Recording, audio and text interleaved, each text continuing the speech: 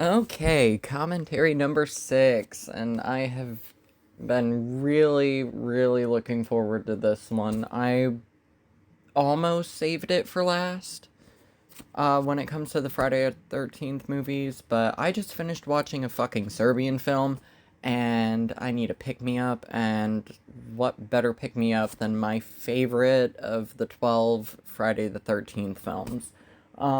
I saw this for the first time the same weekend that I saw the third one for the first time. My mom and I rented both of them from one of those old video store tanning salon hybrids, and I watched them back to back. And yeah, it immediately this one was my favorite. So if you're gonna watch along, set your copy to 0 hours, 0 minutes, 0 seconds, and start now.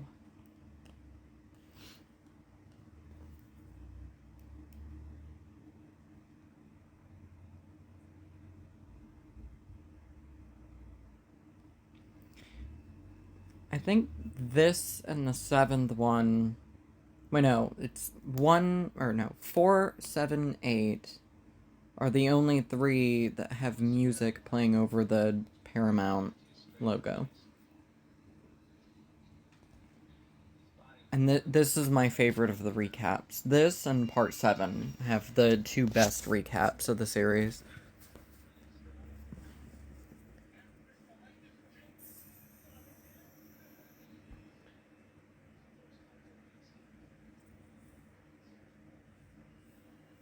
And it's a shame that we were never able to get an extended version of this one like we did with the original, the 2009 film, and Jason Goes to Hell, but we still have the extended gore scenes separately as a special feature on the DVD and Blu-ray.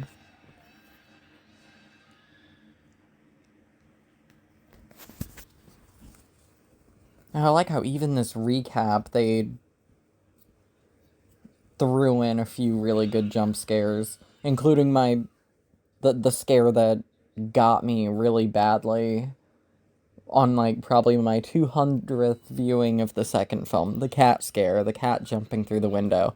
It got me bad when I was watching it on my laptop with headphones on, and I was so excited about that. Like, yes, this 40-year-old movie's jump scare got me, even though I'd already seen it plenty of times.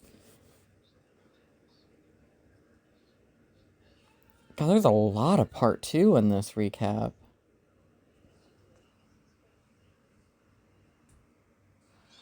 Oh, that editing is. Mm.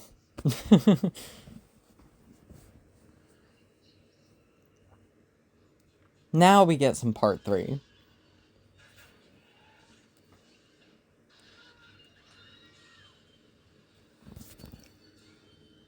And see, at this point, I still hadn't seen the first film.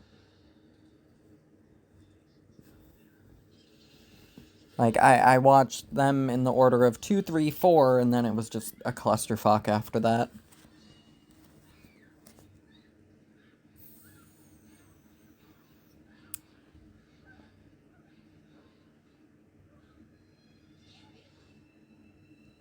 And this music. Ah.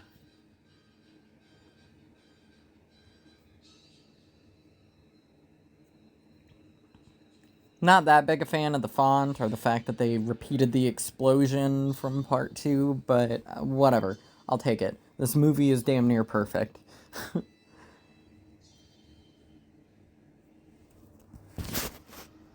The order of names. The order that they present the names is interesting. Like, it's like Trish, and then like all the men. Like, I think that's the guy that played Paul. I'm pretty sure. Oh, finally, Sarah. Sarah got 7th billing. That's bullshit. The mom got 9th. Sam 10th.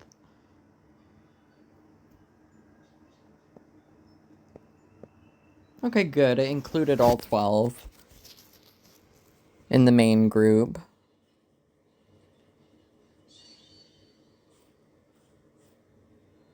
But it's like, it's weird. It's like, why did it go Trish and then like 5 or 6 of the guys and then the last few women? I don't get that, because most of the women in this have more screen time than the guys. Like Rob, we honestly don't see that much of Rob. Sarah definitely has more screen time than Rob.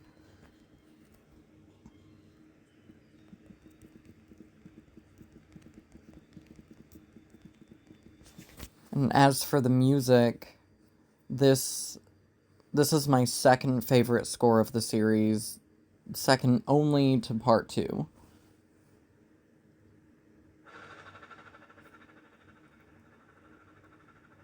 And just like the third, this starts where the previous film left off.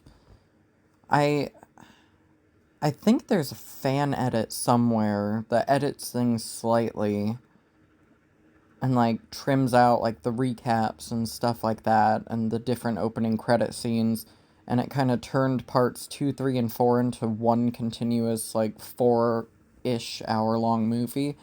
And I saw it ages ago. I found it somewhere and like it worked, but the problem is that they don't all have the same look and feel. Like, when it comes to atmosphere, this film could not be more different from the third one. And just aesthetically, completely different. This has a lot more of like a foggy, dreary, dark, rainy, almost like gothic-ish sort of look and feel to it. Whereas the third one, just normal. Almost unremarkable.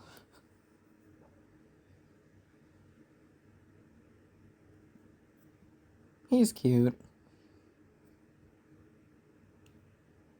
I've always wanted a big yellow raincoat. Which I'm not sure why raincoats are always yellow. Yellow or red. Like, I don't think I've seen, like, pink raincoats.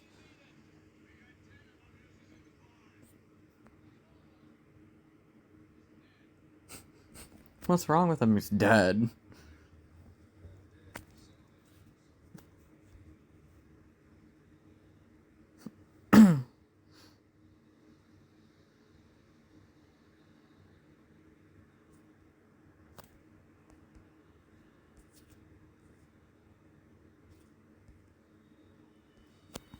It's a shame that by the end of the 80s, Joseph Zito wasn't really directing anything anymore.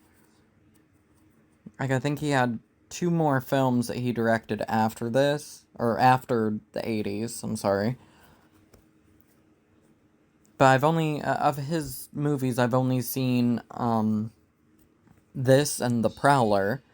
At some point I'll see Blood Rage. I think I have it on VHS. That was, I believe, 1979.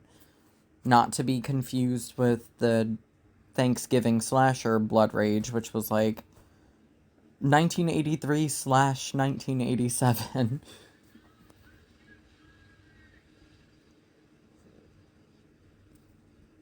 I love that line. The okay, boys and girls, let's get going. And this is one of my, weirdly enough, favorite parts of this. It's just the sort of the convoy of ambulances and police vehicles just leaving, and then we're just left with Higgins Haven just dark, silent.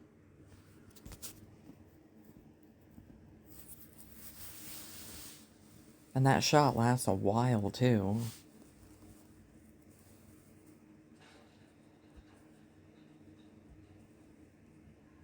And I'm glad this hospital, unlike a lot of other hospitals, at least for now, is not totally empty. This feels like a hospital. I see a lot of people. Like, we have seen at least 15 people in the hospital already. cough cough Halloween 2 1981 cough.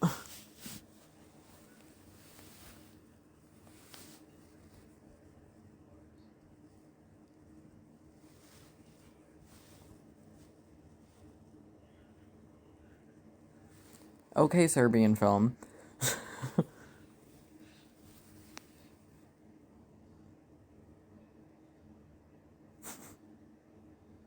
And unfortunately, that's the last time we see those two. I kind of wish that they had had a bit more to do, but if they had been around longer, they probably would have been the opening kills, and I'm not so sure I would have wanted to see them die because I kind of liked them. Whereas Axel's just gross, and Nurse Morgan's just kind of there.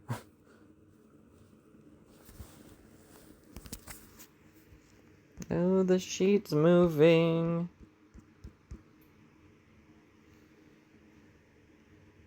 Sort of wish that the part with the sheet moving hadn't happened. Because that suggested that, like, oh, he's already awake and everything. They should have had it be, like, a slower wake up, I think. But it's also creepy thinking that the moment coming up where his hand goes over the side and touches her, like, lands on her thigh, it's creepy to think that, like, he was awake and did that on purpose. And it wasn't just his arm falling, it was him doing that. Gross.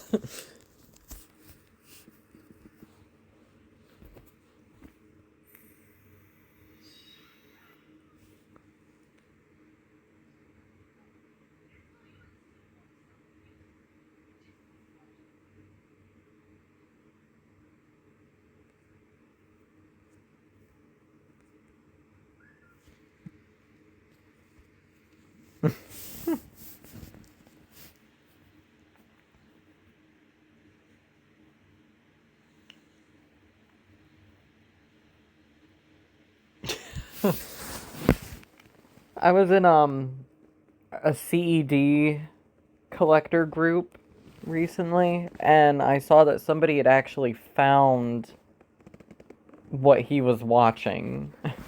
Like it was a real thing.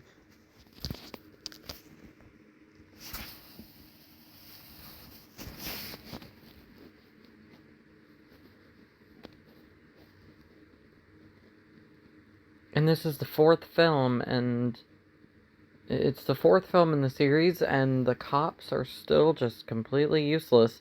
The police really don't have all that much to do until the sixth film.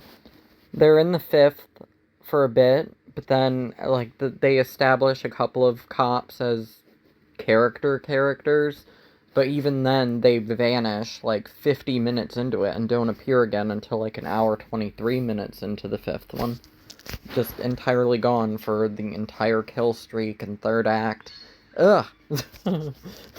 Do not blame her for that reaction.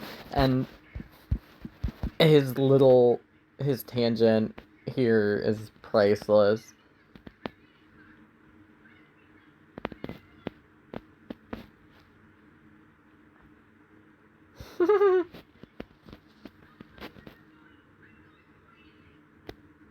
I have quoted her several times that moment.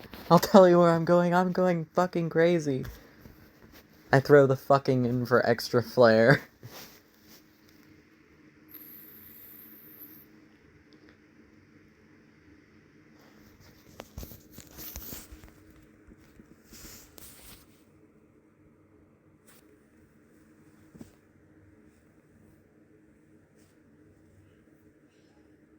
Oops.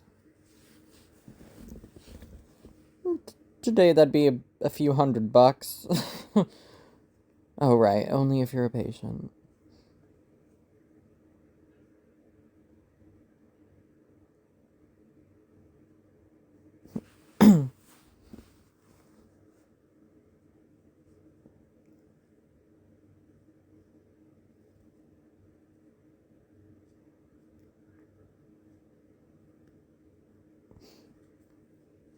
And what's interesting is that this Silent Night, Deadly Night and A Nightmare on Elm Street all came out in 1984, and these are three of the most popular, most beloved slasher movies of the 80s. But by 1984, oh god, that's a good kill. All the kills in this are fucking perfect. By 1984, the whole slasher cycle had kind of been on the decline a bit. To the point where those are the main three that were released. I wish they had kind of milked the suspense a little more in between his kill and her kill, but oh. And there's something I wasn't really able to catch that well on my old VHS copies of this, was that you really see the blood fountaining out of her stomach and her chest. The angling of that shot and the darkness of it kind of obscured it a little bit. But on the Blu-ray, which currently I'm watching the like I have several of the other ones, the black tin box set that was released as like a, I think like 30th or 35th or something like that anniversary thing. A box set which is worth having and is a really good set, but the Scream Factory box set just completely blows it out of the water.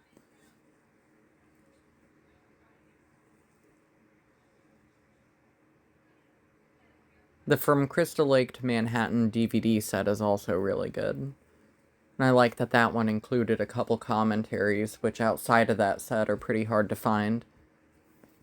I think one of the commentaries, it was, I think it was the woman that played Chris, the guy that played Rick, and the guy that played Jason in part 3. And it was a part 3 commentary with those, I think. I may be misremembering.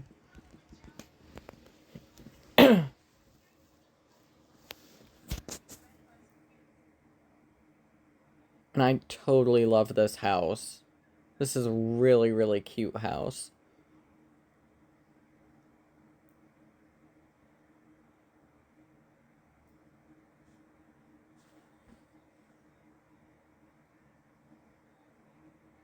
This threw me off. Even as a kid that hadn't seen very many, I I already sort of had like a expectations going into these. I was like, okay, we're gonna have 4 guys, 4 girls. Like that's gonna be the main group, 4-4, and one of the women's gonna live and the rest are gonna die. But this immediately throws that out the window. We have a mom, her daughter, her son, and then we have a car that has 4 guys, 2 girls in it. So right away, different, different from the first 3.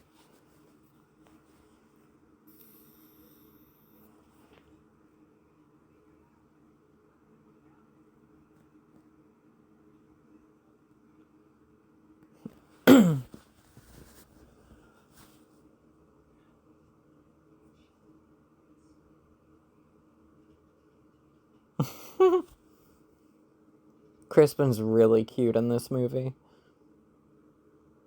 I mean, really, all the guys are attractive. And all of the interactions actually feel like they could be real. It doesn't it feels more natural, their interactions. And it's a lot wittier too.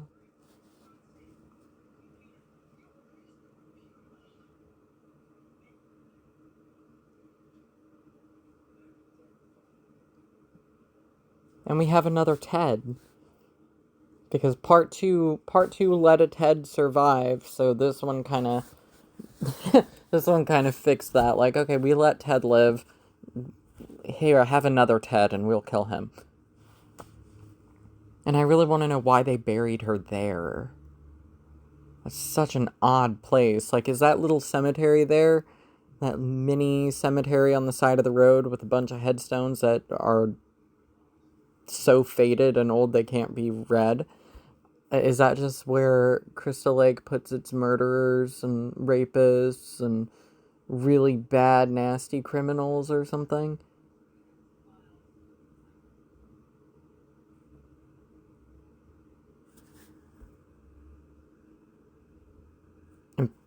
Peter Barton's just ridiculously good looking.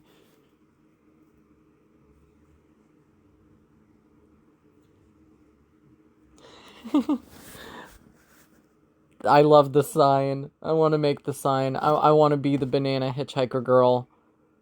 I think I'm gonna make that sign, and she's gonna be one of my October costumes this year. She doesn't get to say anything or do anything except do that and die, but I love this woman.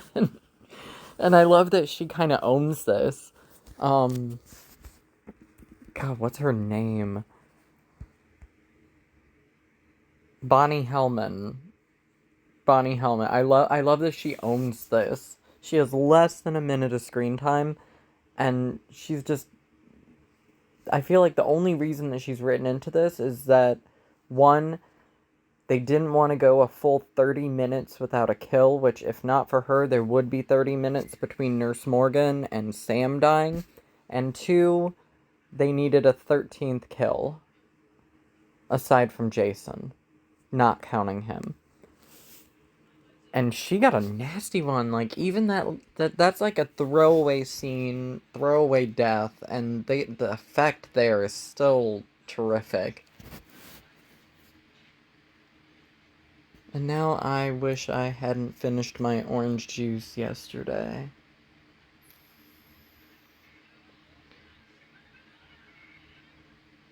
That is the most adorable shit.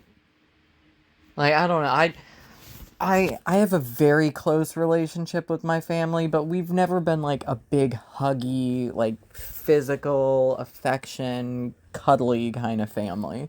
Like we hug, but like that's it. There's no Smith Ruggles, you know, Degler, Geisler, whatever sandwiches.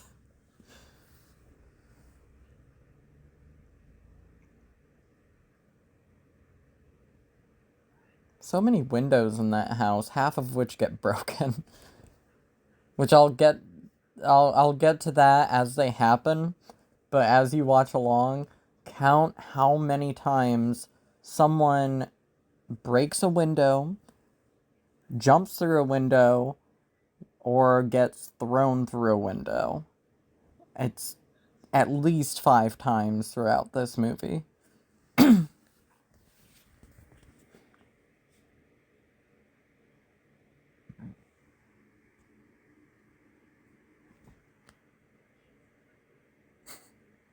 I like that. What a handsome mutt you are.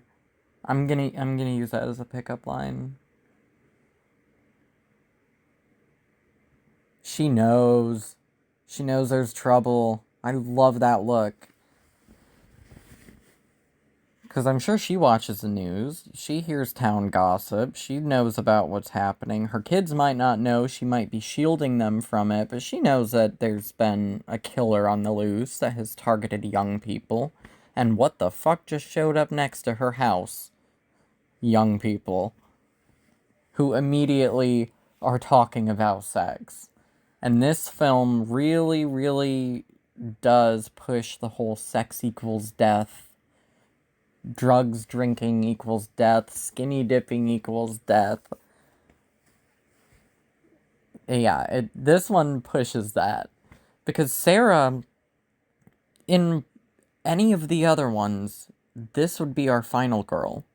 They said, even now, like, they're like setting her up like that. She's the nice, shy one. She already really reminds me of Chris at this point.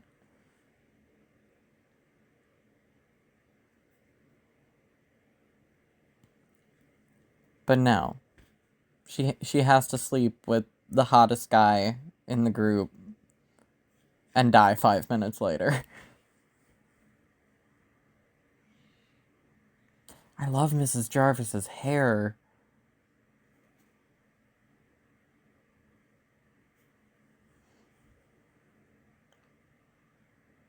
Yeah, I kind of wish they'd gone into her concerns a little more, because you can tell, like, in a few scenes.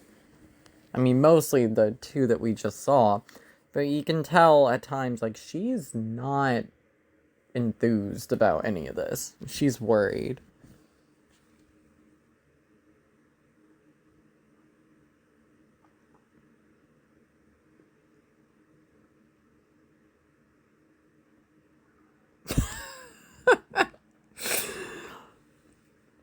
This scene is awkward as hell. This is him, like, a kid watching that. It's so awkward, but at the same time, it's kind of relatable. We've all been 12. And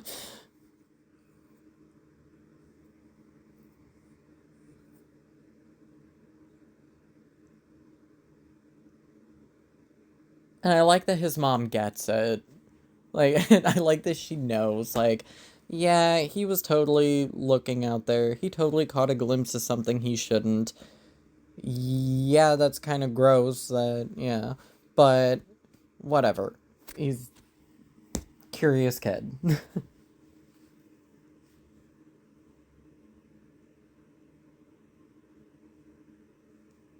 Like, a lot of other movies would have had her, like, scold him or just be a total bitch about it. But I like this approach to that.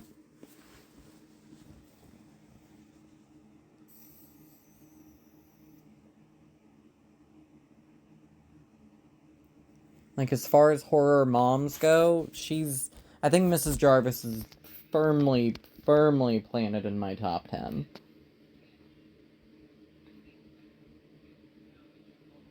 Which is why I don't mind that her kill in a film that's full of nasty kills and memorable kills. I'm I'm glad that hers is off screen. And the editing of her death scene that we'll get to in about 25 minutes is perfect.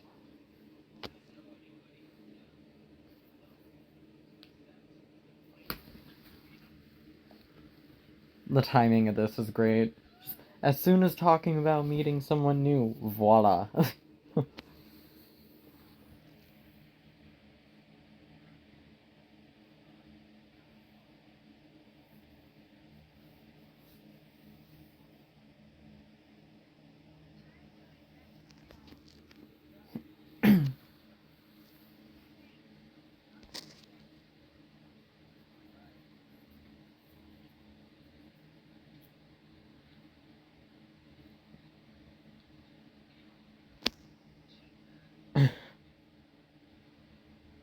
Those shorts. I have a pair of shorts like that.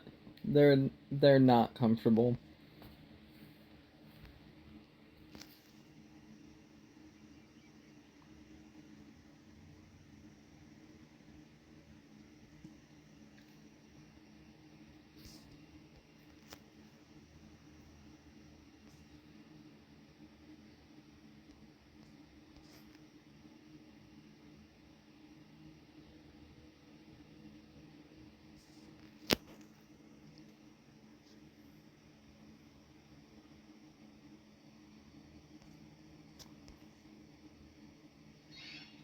That is a good false scare.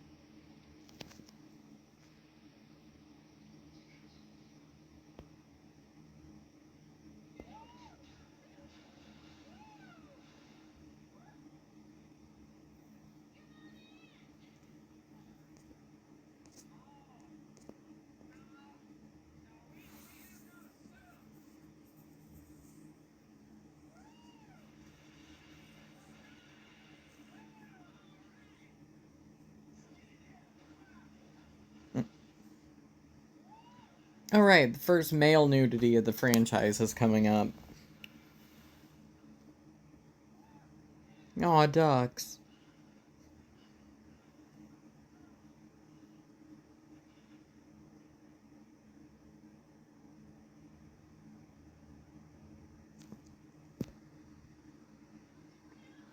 I love that car.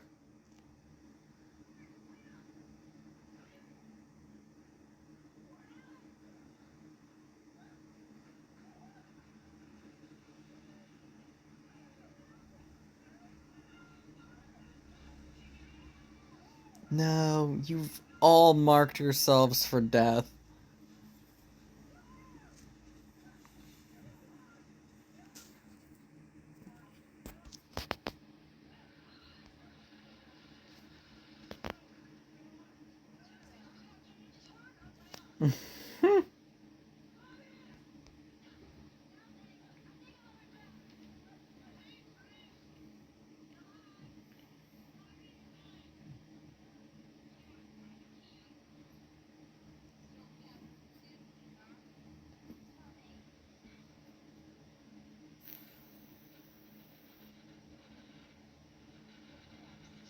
Oh, there's the stalled car of the movie. I believe this is the only stalled car. We don't get another one, which is strange. None of the characters after like that, none of them, none of the 12 try to escape in a car. They have a car that stalls a bit, but they also have a car that works perfectly fine.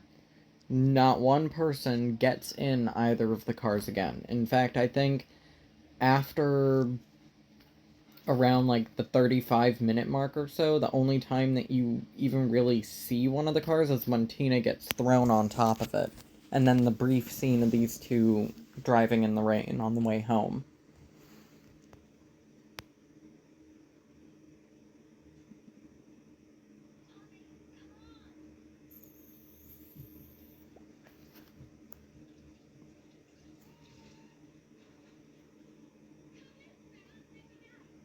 And see this total typical final girl behavior.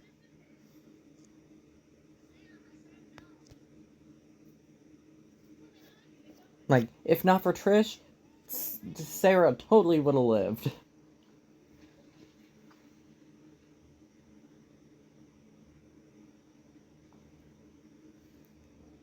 I still like Trish, though. I'm still a fan of Trish. I know a lot of people randomly don't like her, but like, what is not likable? What is there to not like about Trish? Like, yeah, she's not like the most interesting final girl of the series, but she's fine. That fucking look on her face.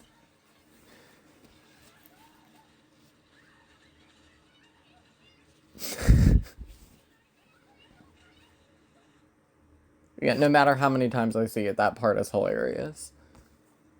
Just because that's some shit I would do. And this is like a repeat of the hitchhiker scene. That shot.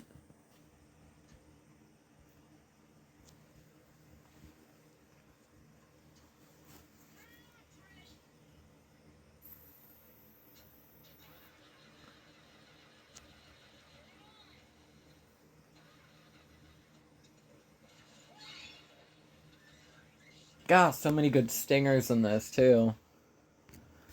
And one thing that's kind of sad about this movie, in retrospect, and I'm glad that it was later, well, not too later, less than a year later, corrected, was like, this really was intended to be the last Friday the 13th. Because Frank Mancuso Jr., the producer, um, who was also the son of the Paramount CEO, he was kind of not in a good place when it came to this franchise. He wanted to be done with it. He wanted to be done making them because he they were sort of a dark mark on his career a bit, he felt. Um he wanted to kill off Jason, be done with it, work on different projects, which I kind of get it because at this time slasher movies really were the devil. Like so many people were just over the top furious by the existence of these movies. And Siskel and Ebert in particular were especially hard on the first film and this film. And they tore these poor movies to shreds, these poor harmless movies that really were not doing anything bad to society. Just obliterated them. And I believe at one point they even doxed Betsy Palmer, like they published her address and were encouraging hate mail pretty much. Like it was fucking awful the way that critics talked about these movies in the early to mid 80s.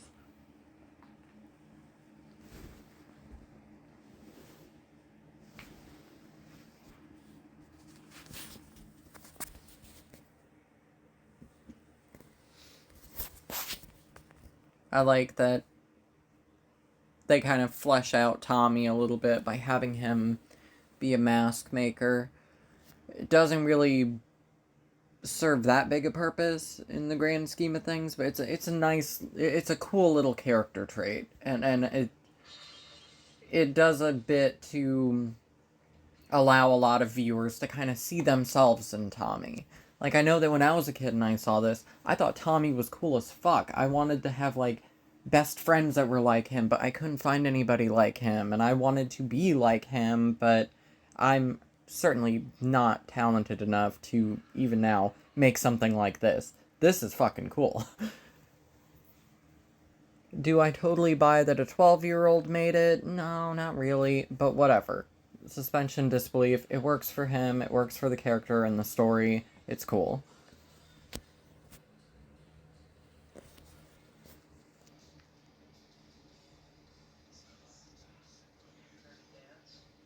And this house is very much a grandma house. Like this, it's like what the people that own this house, what were they vacationing in Palm Springs and they just rented their house out while they were gone? And this dance is the cutest fucking thing. Like this alone, if I met a guy at a party or at a club or whatever and he started dancing like this, yeah, no, that I'm yours.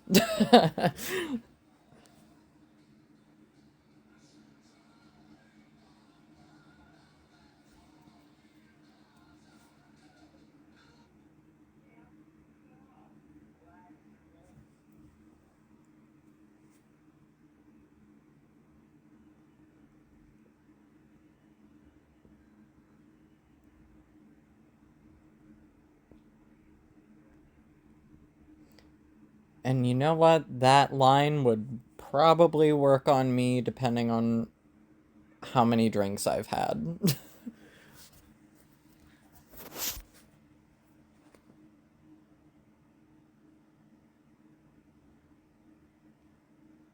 It seems like neither of the twins are into Ted, really. But they both seem into Jim. So that's a nice little, like, yeah, underdog.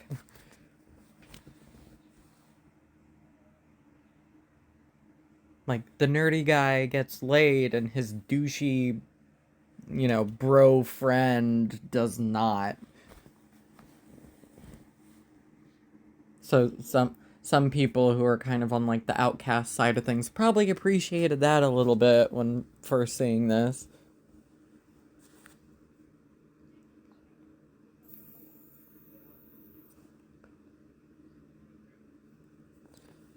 These two don't really get a lot of scenes together. Like we only get like a very slight blossoming like bit of romantic interestness going on between the two of them, but it's still really cute and it works.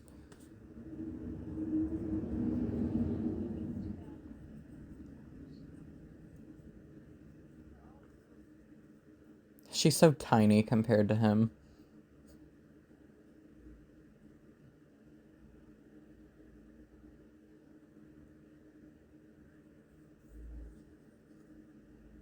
So that's adorable too.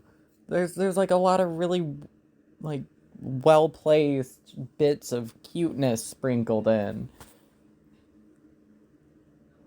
And then him being all moody in the kitchen is also adorable. Like I love these characters. I love all of these characters except for Paul. Fuck Paul.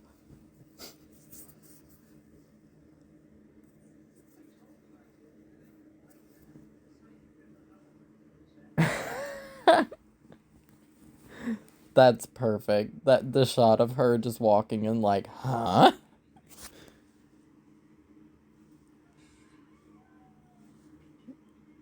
I have never opened a beer like that, and I don't think I ever want to. Oh, and Sarah, the what she's wearing, I've mentioned this in I believe the part 2 and part 3 commentary that I used to make Barbie dolls that looked like characters from 3 and 4 especially. Sarah was one of them. I should have made a Ken.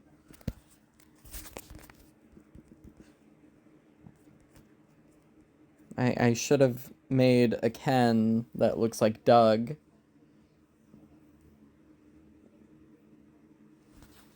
Yeah, I do not blame you. I do not blame her for storming out. I'd be kind of pissed off too if I were in a monogamous, I'm assuming, relationship and my guy was like flirting with some random girl that we just met earlier in the day. I'd be pissed.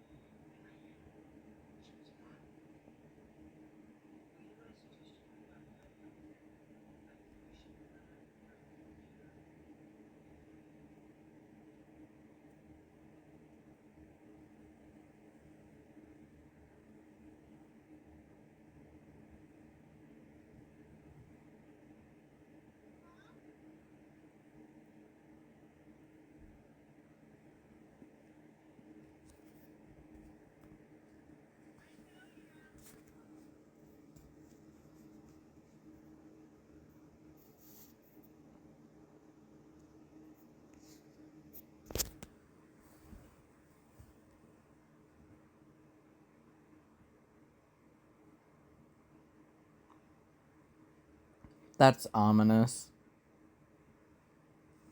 That shot of the raft. Which, yeah, this scene is just, it. You can see it as like, oh yeah, there's just another an excuse to show more TNA, but it's so atmospheric.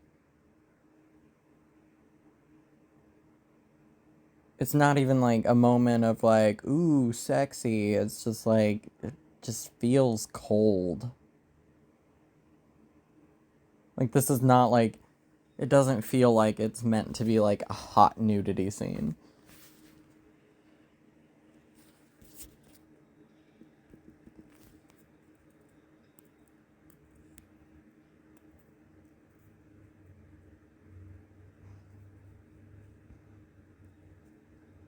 And the making of this scene is unpleasant too because there were parts like that with this whole thing. She was actually really cold and not having a good time with this at all. To the point where the guy that played Jason, Ted White, who passed away October 14th of 2022, my 30th birthday, he intervened, and I believe it was the director Joe Zito that he snapped at and was like, "No, we gotta take a break. We gotta get this girl out of the water. She's fucking cold.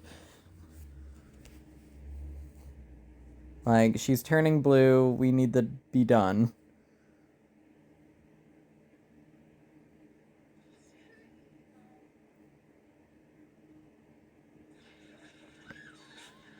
Oh, such a good effect. And the extended version of that kill is terrific, but the cut down version, it works just as well. It's still really, really effective. And the editing and the music really, really hammers it. Um but yeah, that kill, that's sort of a combination. Um as it is in this version, the theatrical version, the only fully intact version of the film that we have available to us, at least for the foreseeable future, um, him stabbing up from underneath is a lot like Jack's kill in the first one and Debbie's kill in the third one.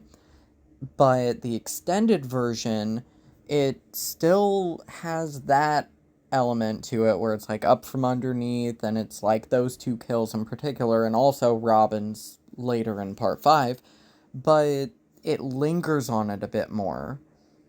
And she kind of slowly dies as it's happening, which is similar to the extended version of Jeff and Sandra's double impalement in part 2. So, in a way, that kill was kind of like the culmination of 4 of the most iconic deaths of the previous 3.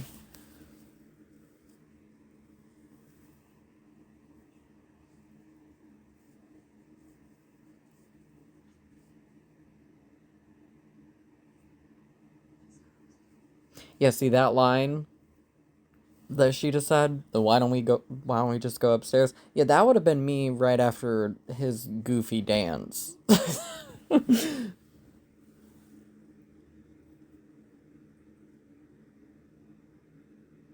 Like, nothing wins me over faster than someone being just unapologetically dorky as fuck. And poor Terry. I feel bad for her. She does not want to be there. She's the quieter, more chill of the twins, and this is like not her thing.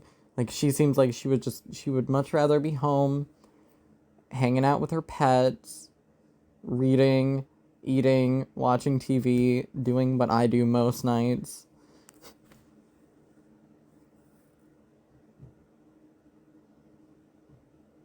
Oh, that's creepy.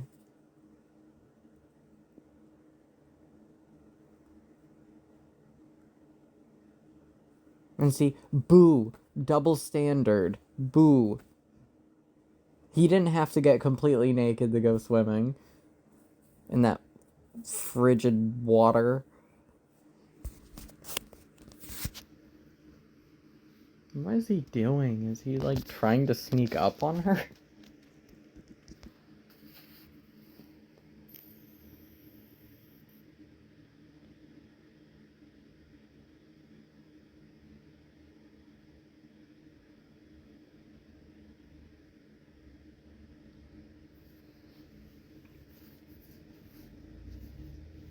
It's really a miracle that this movie turned out as good as it did, because they only had a few weeks after the filming was completed.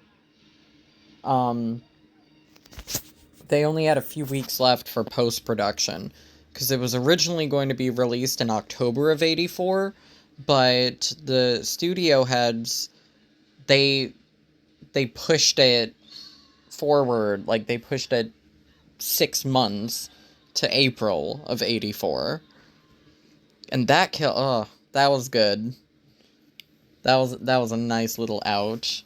It's like, ha, you were potentially gonna cheat on your girlfriend, so here, take a harpoon to the dick.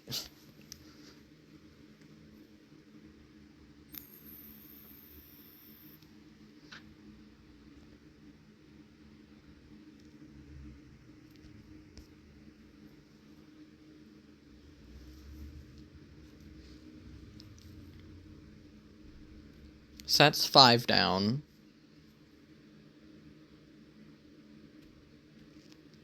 3 women, 2 men. I don't think there's any point in this film, when it comes to the death order, that there's ever more dead men than dead women. And at one point, the body count is really skewed, where it's like 6 dead women, 3 dead men, or something like that after Tina dies. God, that would freak me out. And that kind of touches on like a total nightmare fuel image that I've always wanted to see more of in movies, where it's like, what is scarier than being in your house or your car or a tent in this case, what's scarier than being inside and looking out and seeing someone outside? The answer to that is being outside of that familiar space and seeing someone or something in that space. And that kind of touched on that a little bit, like where it's like he's away from his campsite and there's Jason fucking around in his tent and being at his campsite.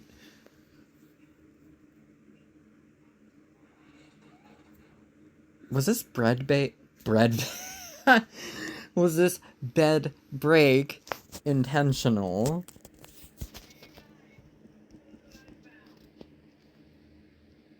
This is great too. Like, it's not every day that you see this in a slasher movie.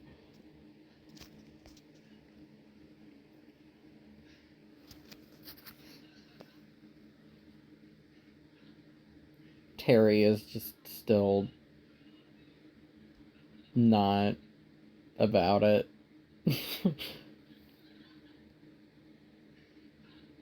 Her shoes are cute.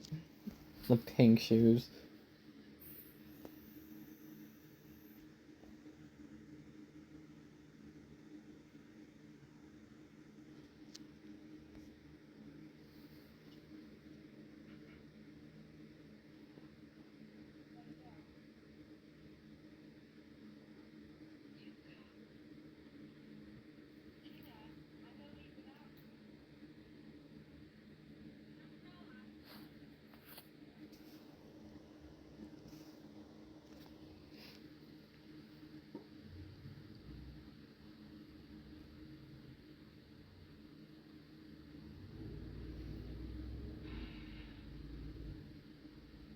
Yeah, there's a lot more characters in this, it feels like, and the pacing is excellent.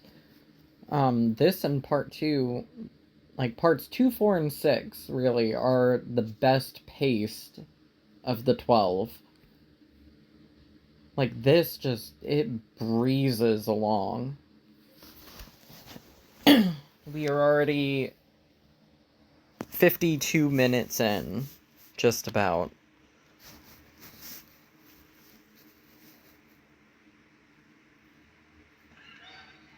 Ah, that's good. Like, it's not super graphic, but just that the lighting and the shadows and everything, it's like a strangely classy kill until that moment.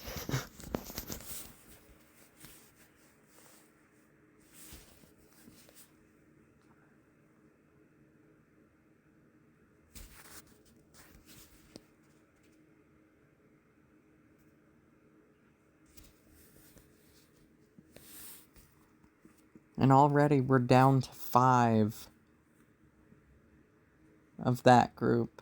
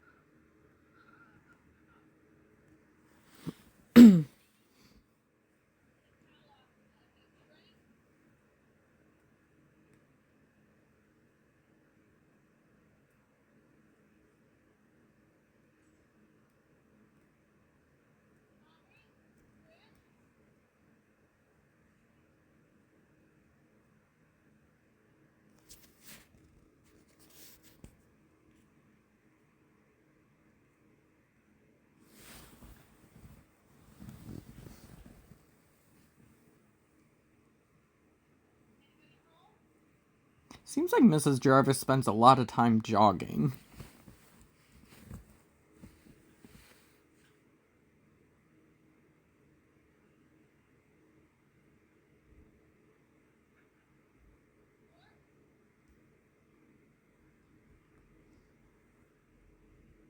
Ah, that's what part 3 was missing. Part 3 didn't have any rain. 1, 2, 4, and 5 all have a lot of rain, but Not 3.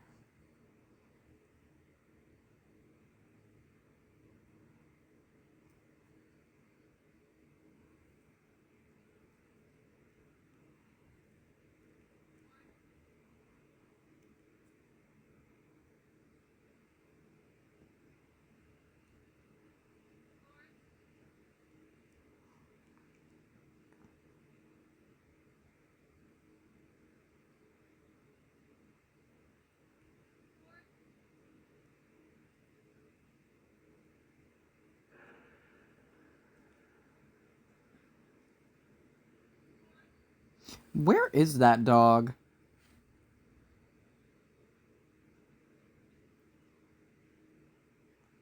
Like, that dog is not a ride or die. It seems like throughout this, whenever something goes wrong, the dog is just like, nope, bye. And yeah, there was the kill that I'm glad is off screen.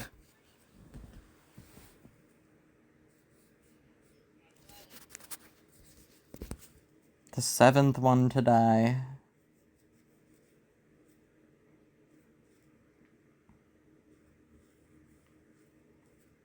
So already 55 minutes in, we're down to the final 8.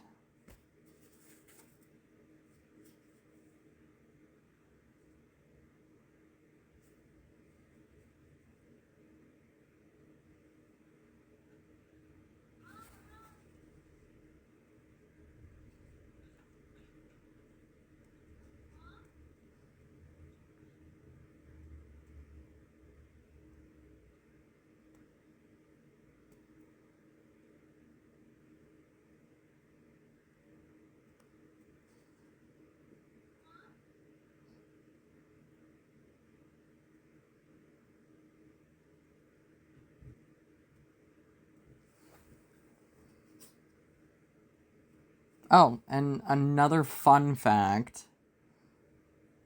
is that Doug, the one that Sarah's getting with, his actor, Peter Barton, didn't really want to be in any more horror movies because he had worked on Hell Night a couple years prior, and it wasn't that great of an experience. But he worked on a TV series, like a sitcom or something, with Amy Steele, who played Ginny in part 2, who convinced him to take the role in this one just because, like, oh, that it'll put you on the map a little bit more.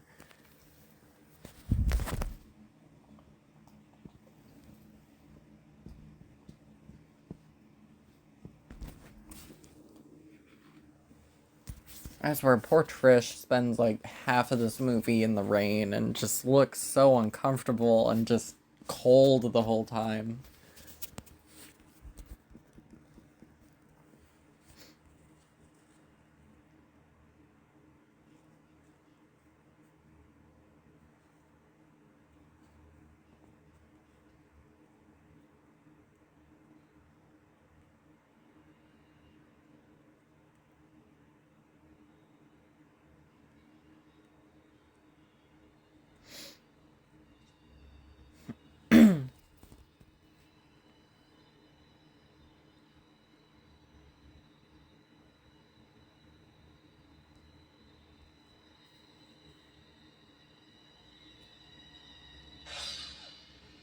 That's a good scare.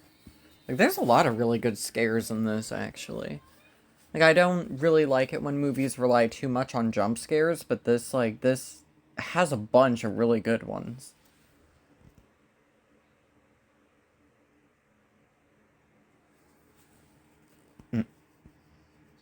Spend.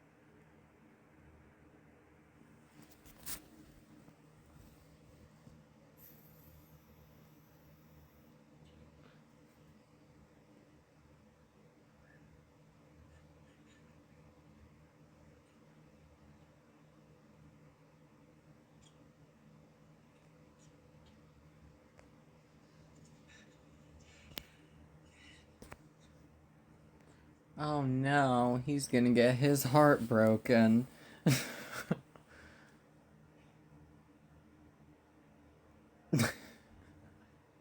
What is this?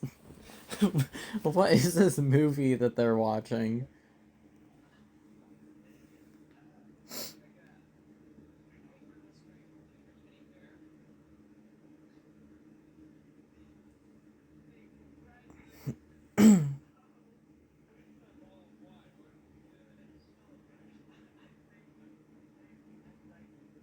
I think maybe I drank it. Also, if I were her, I'd be pissed if somebody just like took my underwear. Like, bro, I need those back. And this scene is also strange. I mean, the next couple of scenes, because I mean, over the course of the next 8 minutes, all five of the people in this house die. As you know, if you've seen this, which I hope you have. You should not be watching this if the first time watching this is while I'm talking. Ah, there's the corkscrew. Oh, super fast. Just, over in a flash, but honestly, that kill is better for it. Though I do like the extended version of that one too, where, like, you see him kind of spasming against the cleaver. But the fast way, like that was better, I thought.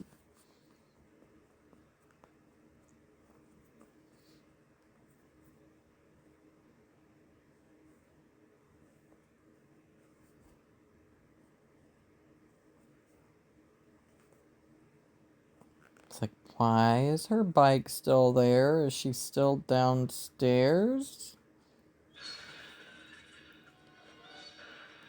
That's great.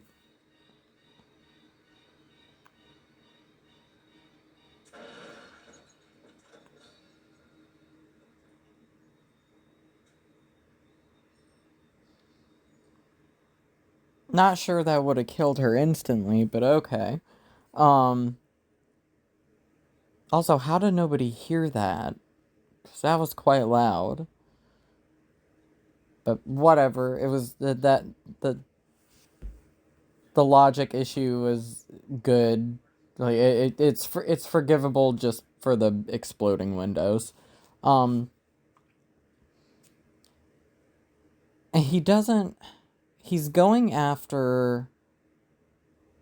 He's on this mission, this revenge mission, because his sister Sandra was murdered in part two. That I get. I'm one of the few people on the planet who has seen this movie who does not see that as an error of some kind. It's like, no, he found out 3 days ago, 4 days ago, however many days, that his sister Sandra was killed, presumably by Jason Voorhees. He's going after Jason. Yeah, what is there to not get about that? Some people have suggested that it's like, oh, he's been doing this. They make it seem like he's been doing this for years. No, I don't get that vibe at all. And when he and Jason do have their confrontation in about 10 minutes, it it doesn't he's clearly not up for that kind of challenge. It feels like this little mini revenge mission is just like a sloppily put together on the fly kind of thing.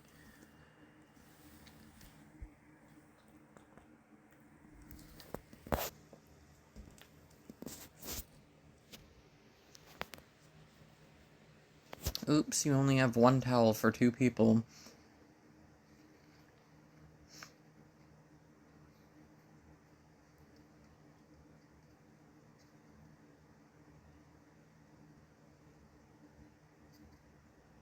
And Peter was like a big heartthrob in the early 80s, early to mid 80s.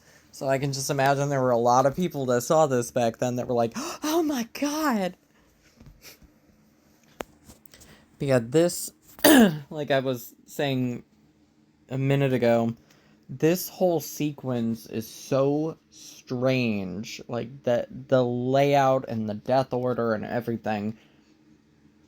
If there is an error in this, it's that it's this death order and the locations and everything. There's a lot of hopping back and forth between places for this cluster of 5 kills. Like, Jason comes into the house, kills one, goes back outside, climbs up the side of the house onto the awning, kills another one by pulling her outside, goes back downstairs off of the awning, and then goes in, kills him, goes upstairs, kills Doug, goes back downstairs and goes outside and then kills Sarah as she's running outside. Like, there's a lot of hopping back and forth. Like, wouldn't it have been easier for Jason to just first climb up onto the thing and pull Tina out, and then hop off, go in through the kitchen, kill Jim, go into the living room, kill Ted, go upstairs, get these two when they're both still upstairs? Like, that would have made more sense. Kind of like how in part 3, it doesn't quite make sense that Jason bypassed Chuck and Chili in the kitchen and went upstairs to get Andy and Debbie, and then downstairs, and then into the basement. So yeah, starting with part 3 and 4, there's some weirdness there.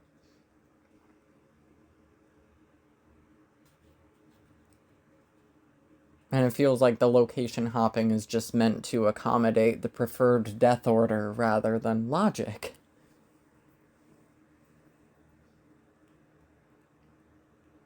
But yeah, Ted's kill is one of the best. Also, one of the probably the most unique of this cluster.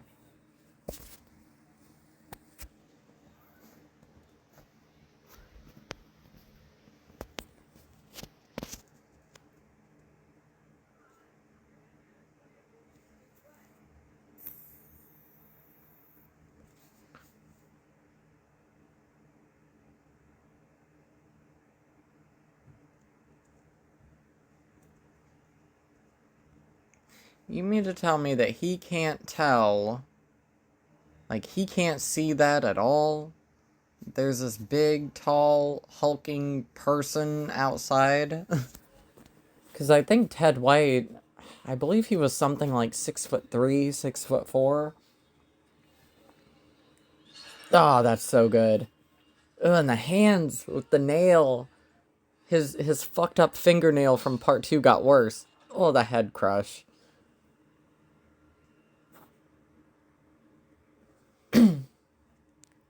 I've always thought it was hilarious that they gave that kill, that nasty head crush with his face just smashed in. They gave that to the prettiest guy.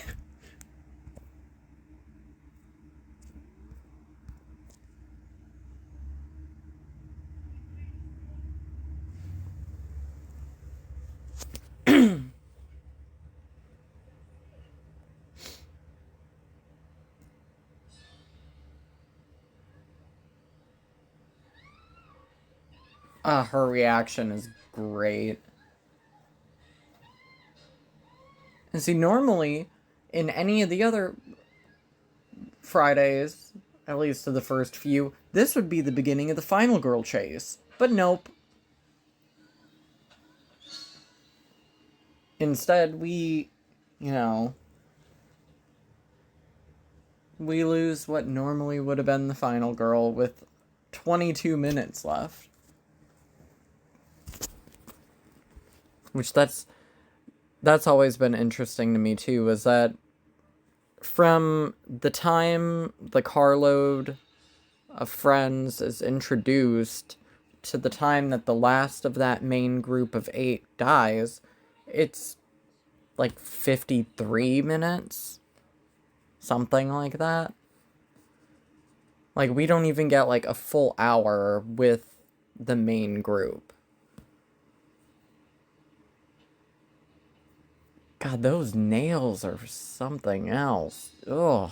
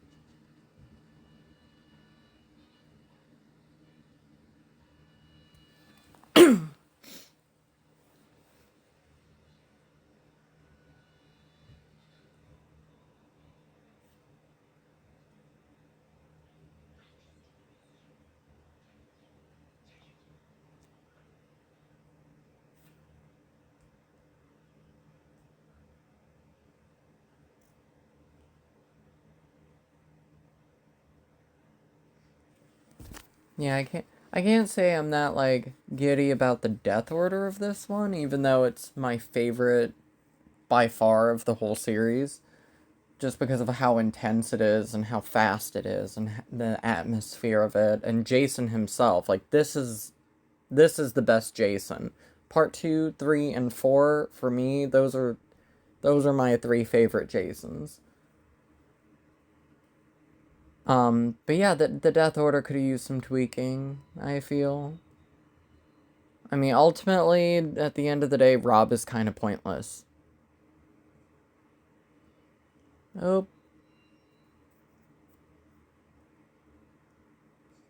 and when the power goes out, you're fucked.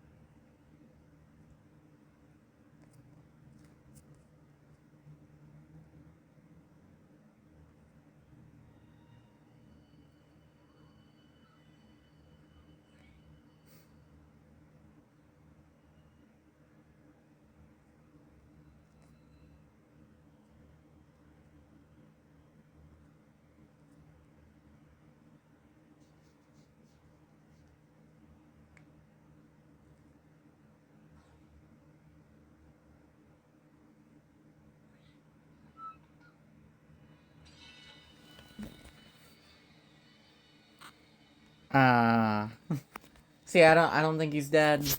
I do not think that that dog died. I think that he just bolted, and he was later reunited with Trish and Tommy once everything calmed down. He did that himself. He jumped. He was like, "Nope, fuck this. I'm out again."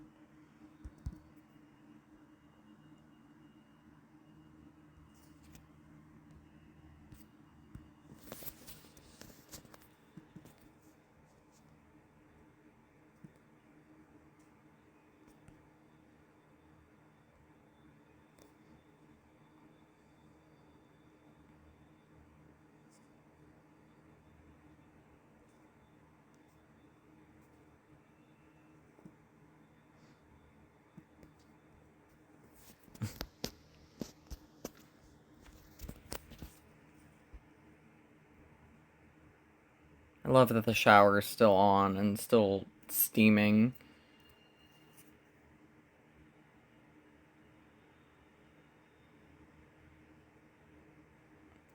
More than any of the other ones, this house really does have like a total just like something's not right here, death house kind of feeling to it.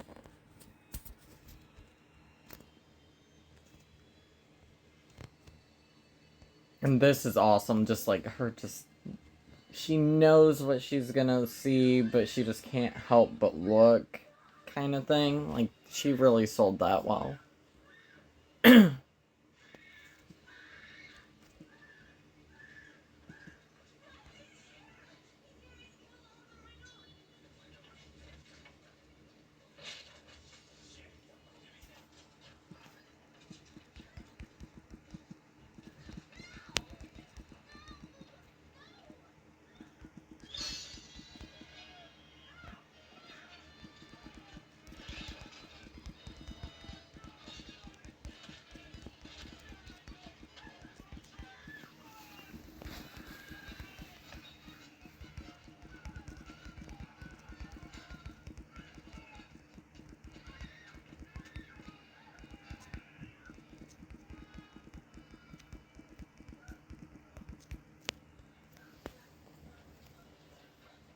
And people like to mock that scene, but to me that's fucking disturbing.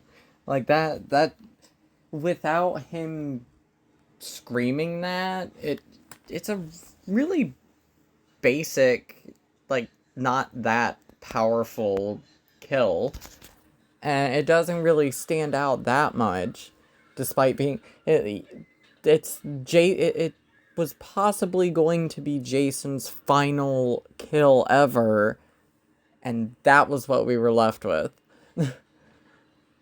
But him screaming that really makes it like it stands out because of that. And oh god, this movie has the best decorations courtesy of Jason. Oh, there's another window. There's another window, so that's two. We got Tina flying through it, and then Trish breaking one.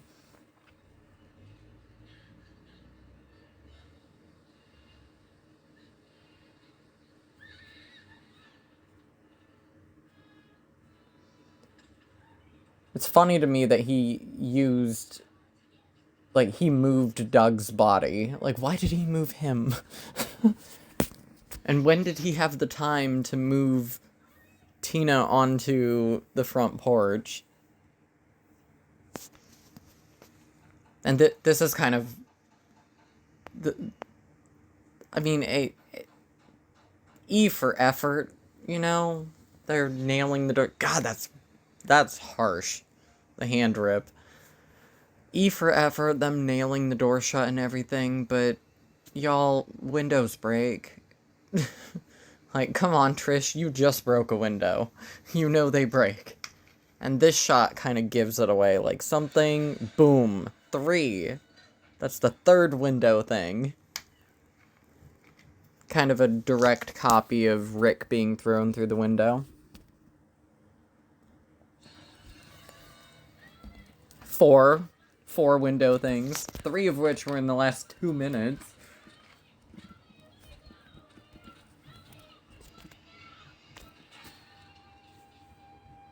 One of my favorite badass Trish moments.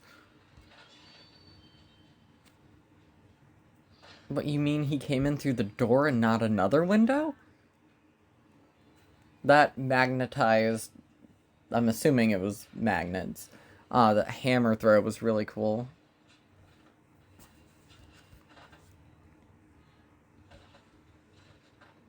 But yeah, that window bit where he... Well, window bit number 4 of him grabbing Tommy, that was that reaction from Corey apparently was real.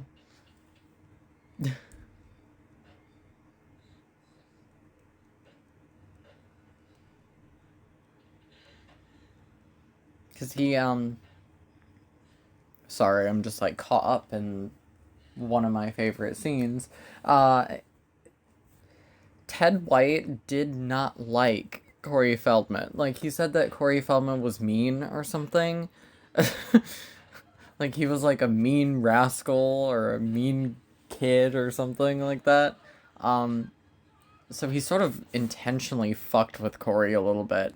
Like, he waited a few extra moments before going through the window to grab him. So, like, Corey just kind of like assumed like, oh well, I guess we're done with the take. We're gonna have to do another take and set up again in a minute. No, that's when Ted grabbed him, and so that reaction, that was a legit reaction.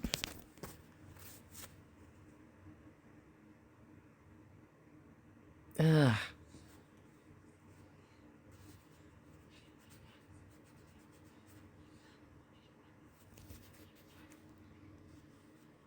One of my favorite moments between the two of them that run like hell, but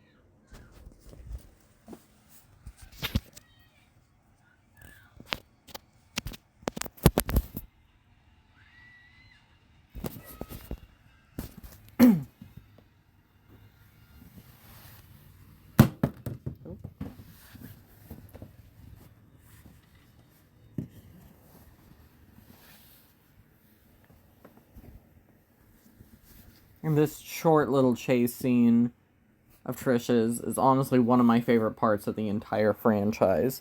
Like this,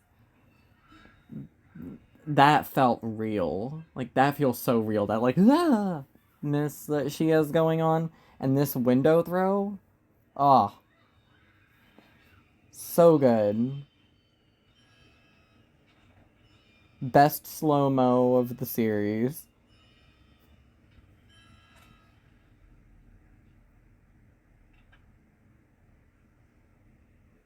So yeah, that's 5 window things in this movie.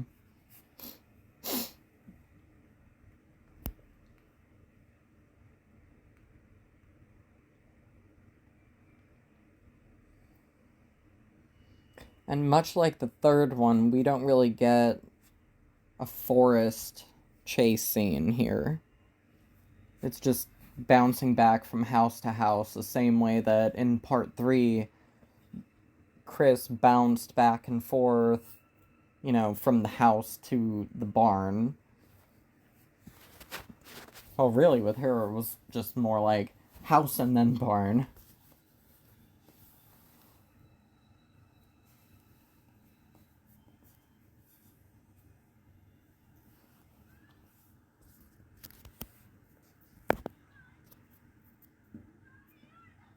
And more than in any of the first 3, the locations really take a beating in this too. Like, there's so many fucked up doors and broken windows, and there's a lot of property damage in this one.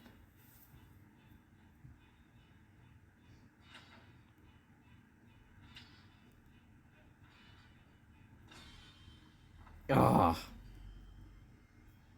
Best non-fatal injury of the franchise. The split hand.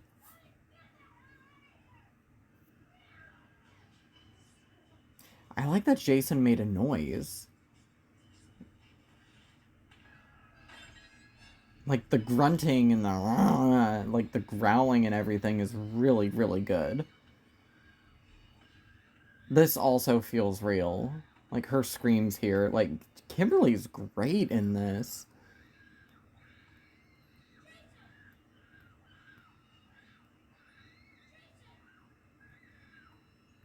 Like that moment is like total nightmare fuel when he's like pinned her on the floor.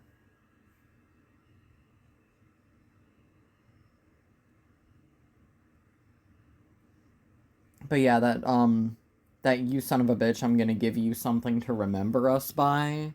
That is my favorite line of this. And it's probably the most like hopeless thing that a final girl in one of these movies says, because that line suggests like she knows she's gonna die, she knows her brother's probably gonna die. Gonna give you something to remember us by. And I like that Tommy's kind of echoing Ginny a little bit. But instead of someone pretending to be the mom, get Jason to remember his childhood a little bit. Appeal to nostalgia before that was really a big thing. And this, oh, such a great look of Jason.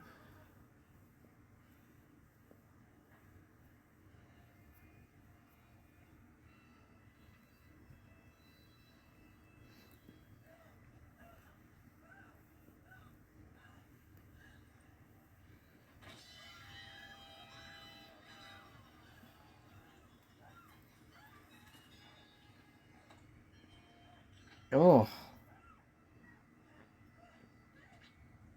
that slide with the skull split and perfectly done.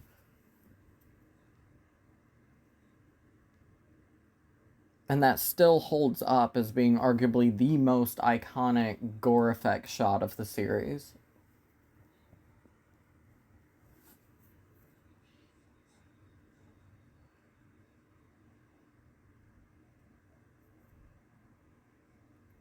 Yeah, the fucking fingernails. Clip them. Jesus. Paint them. Do something. Clip them and paint them.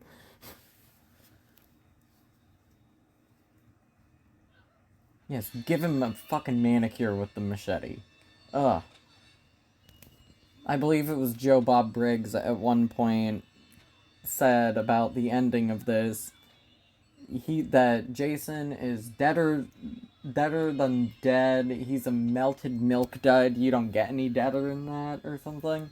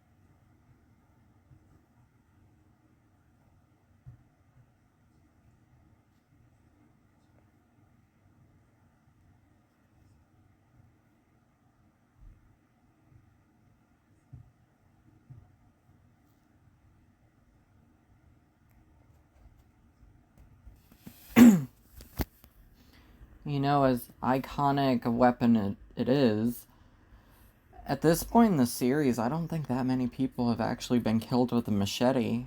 Out of the first, 45 kills of the series, I think only about 5 or 6 were with a machete.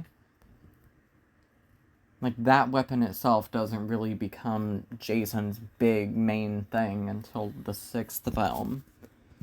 Because with that one, I think there's at least 7 or 8 that get killed with a machete.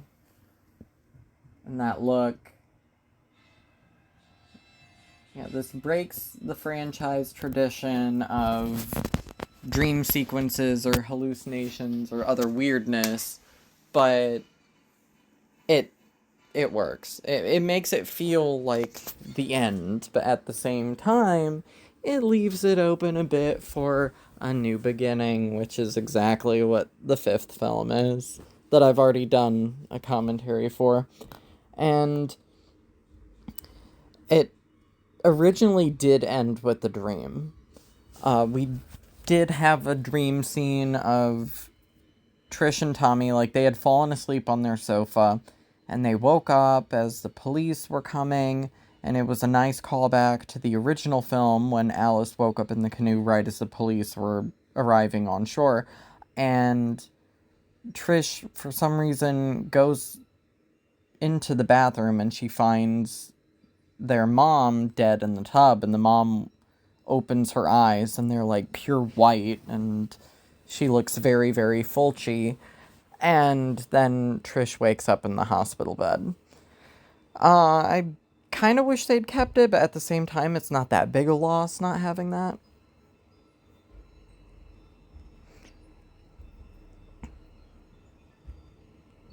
But yeah, even after 40 years, this still holds up. This is still my favorite Friday the 13th film by far. If we're combining Friday the 13th and Nightmare on Elm Street due to the existence of Freddy vs. Jason, it is my number one favorite film of either franchise. Out of all 20 films, this is number one for me. And probably always will be, especially because it seems like both Nightmare and Friday are done. It's been 16 years since we've gotten a Friday, and 15 since we've gotten a Nightmare. And unfortunately, I don't see that changing anytime soon. I wish that we would get our 13th Friday the 13th film. Because it doesn't feel right that Friday the 13th ends with 12. But yeah, that'll do it for this watch and this commentary of Friday the 13th, the final chapter, aka the best one of the series. Yeah, I had a great time watching it, as I always do, and I'm sure I'll see it at least 100 more times in my lifetime. This one is certainly an annual viewing sort of movie for me. But usually 2 or 3 times a year, because I try to show as many people the first 4 Friday the 13th as possible. So I'll probably see it at least 1 or 2 more times before the end of 2025. But yeah, thanks for watching this with me and listening to me ramble for 92 minutes. Until next time.